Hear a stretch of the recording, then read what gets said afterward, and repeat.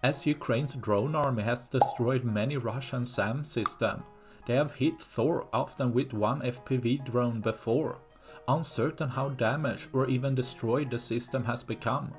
The exchange is either way good, as a cheap drone at least damages a $50 million system.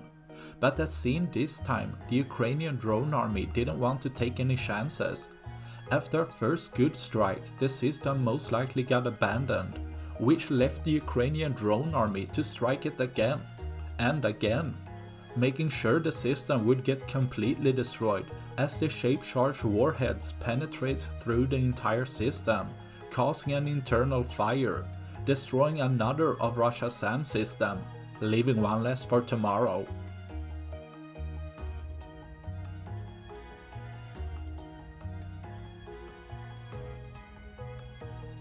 That's all I had for this video. Please like and subscribe for more. Thanks for watching. Bye.